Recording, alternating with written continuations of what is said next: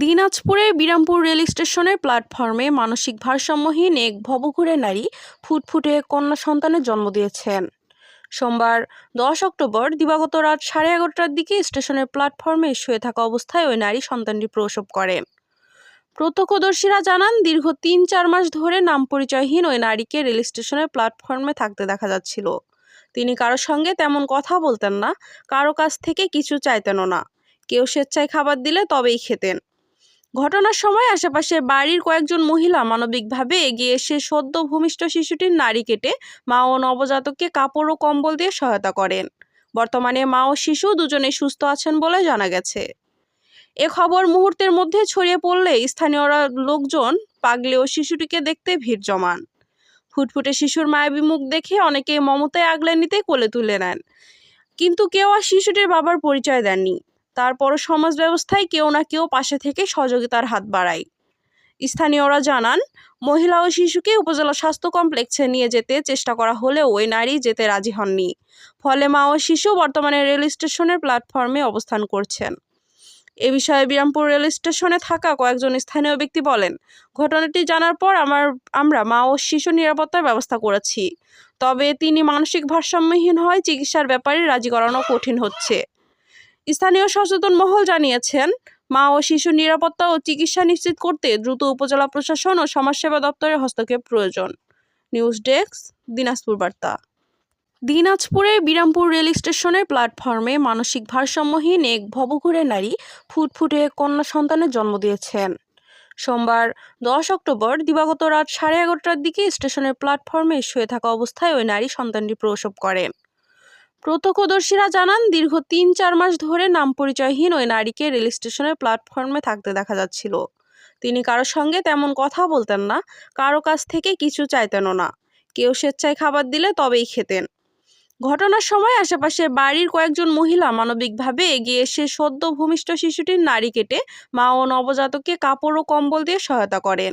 বর্তমানে মা ও শিশু দুজনেই সুস্থ আছেন বলে জানা গেছে। এ খবর মুহূর্তের মধ্যে ছড়িয়ে পড়লে স্থানীয়রা লোকজন পাগলে ও শিশুটিকে দেখতে ভিড় জমান। ফুটফুটে শিশুর মায়াবী মুখ দেখে অনেকে মমতায় আগলে নিতে কোলে তুলে নেন, কিন্তু কেউ আর শিশুটির বাবার পরিচয় দেননি। তারপরও সমাজ ব্যবস্থায় কেউ না কেউ পাশে থেকে সহযোগিতার হাত বাড়ায়। স্থানীয়রা জানান, মহিলা ও শিশুকে উপজেলা স্বাস্থ্য কমপ্লেক্সে নিয়ে যেতে চেষ্টা করা হলেও ওই নারী যেতে রাজি হননি। ফলে মা ও শিশু বর্তমানে রেল স্টেশনের প্ল্যাটফর্মে অবস্থান করছেন। এ বিষয়ে বিরামপুর রেল স্টেশনে থাকা কয়েকজন স্থানীয় ব্যক্তি বলেন, ঘটনাটি জানার পর আমরা মা ও শিশু নিরাপত্তার ব্যবস্থা করেছি। তবে তিনি মানসিক ভারসাম্যহীন হয় চিকিৎসার ব্যাপারে রাজি করানো কঠিন হচ্ছে। স্থানীয় সচেতন মহল জানিয়েছেন, মা ও শিশুর নিরাপত্তা ও চিকিৎসা নিশ্চিত করতে দ্রুত উপজেলা প্রশাসন ও সমাজসেবা দপ্তরের হস্তক্ষেপ প্রয়োজন। নিউজ ডেস্ক, দিনাজপুর বার্তা।